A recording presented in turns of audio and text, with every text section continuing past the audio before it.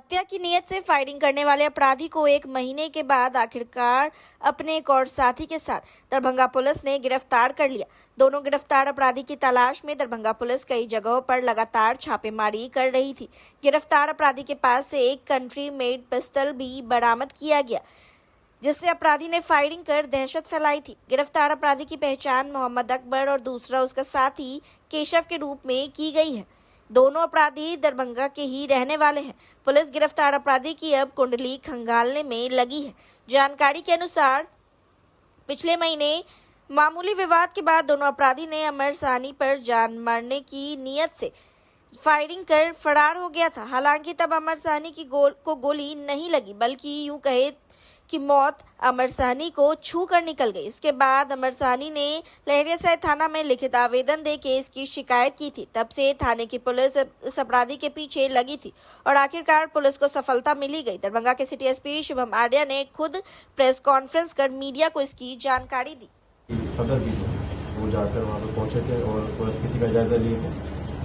घटना की हमने और छानबीन की तो इसमें ये चीज स्पष्ट हुई थी कि जो वादी है अमर सैनी के घर के बाहर ही कुछ पानी गिरा हुआ था और पानी गिरने के कारण ही जो ये अभियुक्त है, इसका नाम है अकबर और इसके साथ जो अन्य साथी है, इनकी बाइक फिसल गई थी। जब इनकी बाइक फिसल गई थी तो इसके कारण ही इन्होंने विवाद उत्पन्न किया था और जो वादी है अमर सैनी उनके साथ मारपीट कर दी। जब थोड़ा बात और बढ़ी तो इन्होंने हथियार निकाल के एक गोली भी फायर की। इसमें जो मेन अभियुक्त जो थे वो अभी तक जो गिरफ्तार नहीं हुए थे, इसका नाम था मोहम्मद अकबर और इवन उसके ही साथी जो है केशव कुमार कश्यप। ये दोनों ही जो है वो दरभंगा के रहने वाले हैं और अमडल्ला के रहने वाले हैं। इनकी ये भी गिरफ्तारी तो वांछी चले आ रहे थे। इससे पहले एक व्यक्ति है जो वो गिरफ्तार हो चुके हैं। आज इन 2 व्यक्तियों को गिरफ्तार किया गया है, जिसमें इनके पास से जो पिस्टल था जिससे इन्होंने फायरिंग की थी उसको भी रिकवर किया गया है एवं मोबाइल जो था जिससे उस घटना के समय इनके पास था और जिससे इन्होंने अपने अन्य साथियों को फोन करके बुलाया था, वो भी हमने बरामद किया है। आगे हमने और छानबीन किया तो इनके आपराधिक इतिहास का भी अवलोकन किया गया।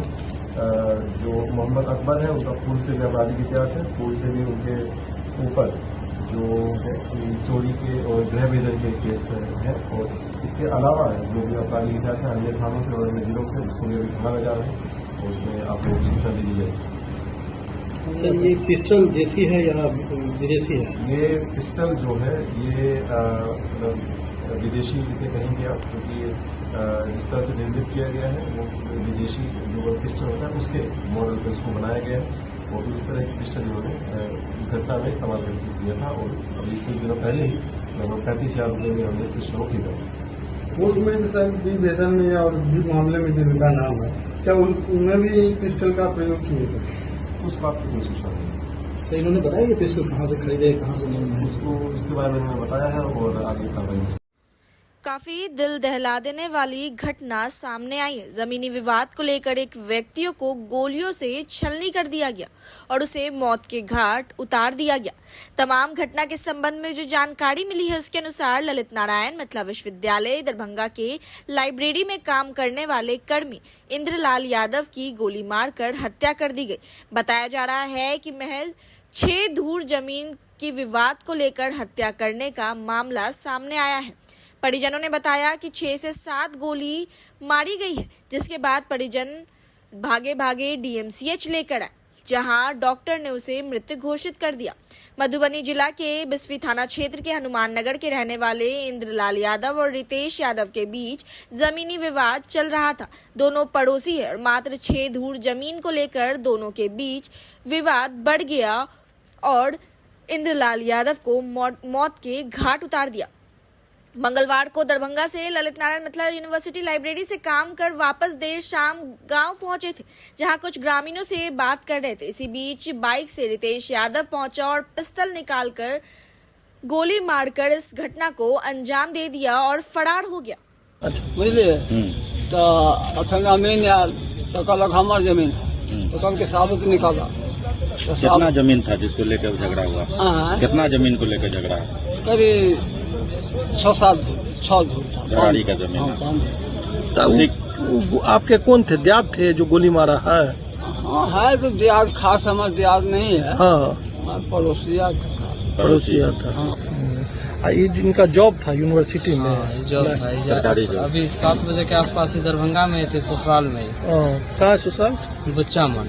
अच्छा, कितना गोली तक मारा गया उनको? अभी हम तो अंदर में जाकर के गिने हैं तो 6 गोली लगा हुआ है। कहाँ कहाँ पे गोली लगा हुआ? 2 गोली टांग में लगा हुआ है, 1 गोली यहाँ लगा हुआ है, 1 गोली यहाँ लगा हुआ है, 2 गोली कमर में लगा है, 1 गोली यहाँ छू के निकला हुआ है। इनके साथ एक महिला आई थी जो वहाँ से ही आई है, तो बता रहे थे 10-12 राउंड गोली चला है।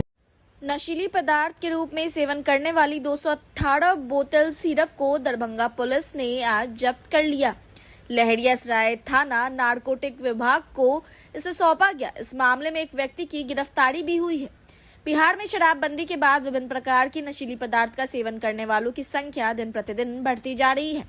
लोग तरह तरह की चीजों से, कफ सिरप से नशे के रूप में उसे उपयोग कर रहे हैं। बीती रात दरभंगा जिला के लहरियासराय थाना के पुलिस ने गुप्त सूचना के आधार पर करमगंज के पास से मोटरसाइकिल सवार एक युवक, जिसका नाम गणेश कुमार बताया जा रहा है, उसको 218 बोतल सिरप के साथ गिरफ्तार किया गया। वहीं सिरप नारकोटिक डिपार्टमेंट को सौंप दिया गया।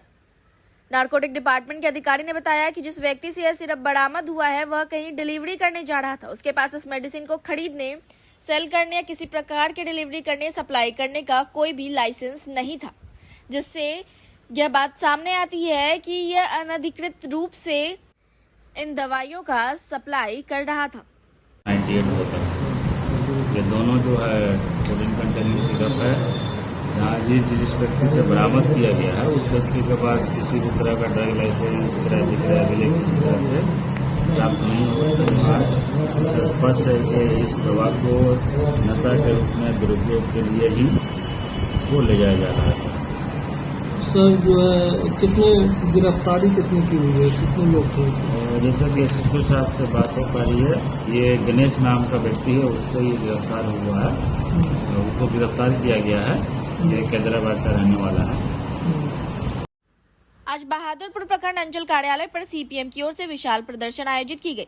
प्रदर्शनकारी की मांगों में बिहार को विशेष राज्य का दर्जा देने, सभी गरीबों को 10 किलो मुफ्त राशन, 200 यूनिट मुफ्त बिजली देने, राज्य सरकार की घोषणा अनुसार 94 लाख परिवारों को 2 लाख सहायता राशि देने, प्रीपेड स्मार्ट मीटर लगाने पर रोक लगाने, महंगाई, बेरोजगारी, पलायन पर रोक लगाए जाए एवं सभी जरूरतमंद मजदूरों को मनरेगा योजना में कम से कम 600 रुपए मजदूरी भुगतान की गारंटी करने, सामाजिक सुरक्षा पेंशन कम से कम 3000 देने, सरकारी घोषणा अनुसार भूमिहीनों को 5 डिसमिल जमीन देने, वर्षों से काबिज जमीन पर भूमिहीन परिवार को वाजिब पर्चा देने, परिमार्जन दाखिल खारिज जमाबंदी निर्धारण में किसानों को किए जा रहे शोषण दोहन पर रोक लगाने और नाजायज कर्मचारी को अविलंब हटाने, प्रधानमंत्री आवास योजना के तहत सभी जरूरतमंद परिवारों को अविलंब आवास देने, स्वास्थ्य केंद्र, मनरेगा जन वितरण में हो रहे लूट पर रोक लगाने, सभी पंचायत में जल नल योजना को दुरुस्त करने, बढ़ते अपराध पर रोक लगाने की मांग कर रहे थे।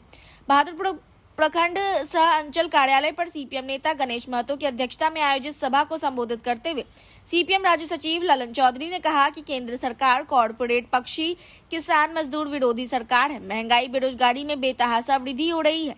केंद्र सरकार किसानों से किए गए वादे से भाग रही है।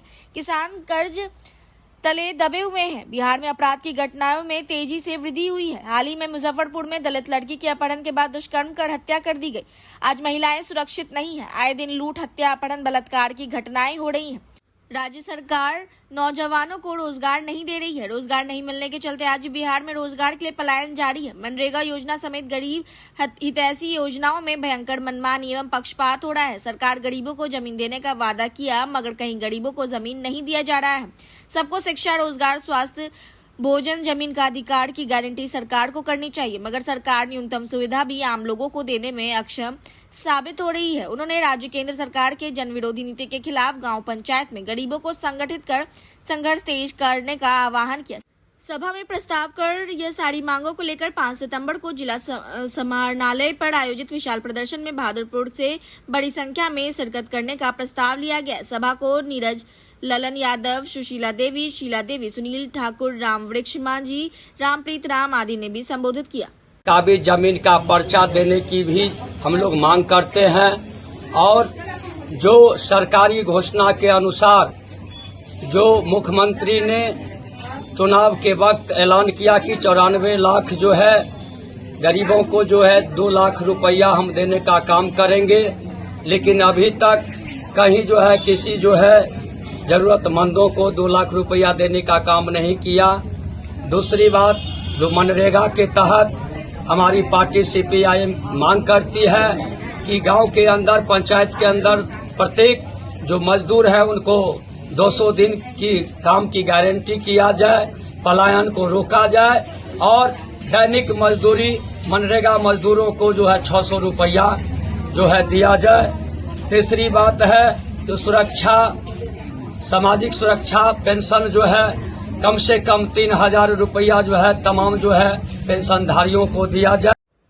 वरीय पुलिस अधीक्षक दरभंगा जगन्नाथ रेड्डी का जनता दरबार लगा बुधवार को। वहीं जनता दरबार में अधिकतर मामला जमीनी विवाद से लेकर आया हुआ था। इन सारी शिकायतों पर वरीय पुलिस अधीक्षक दरभंगा द्वारा जन सुनवाई की गई। वरीय पुलिस अधीक्षक दरभंगा जगन्नाथ रेड्डी द्वारा प्रत्येक कार्य दिवस पर आम लोगों की समस्या की सुनवाई की जाती है, उनके शिकायत का त्वरित निष्पादन किया जाता है।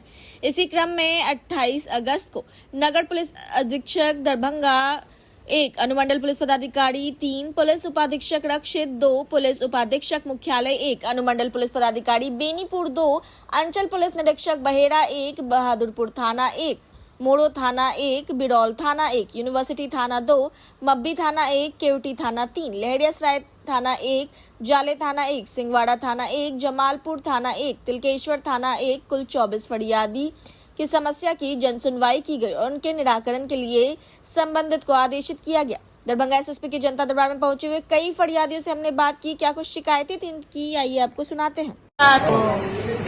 ज्यादा जो जमीन को जो अथी है फैसला तो नहीं करता है, सब मारता है लाठी के दावा से। पता है हमको जमीन है, क्या करते हैं?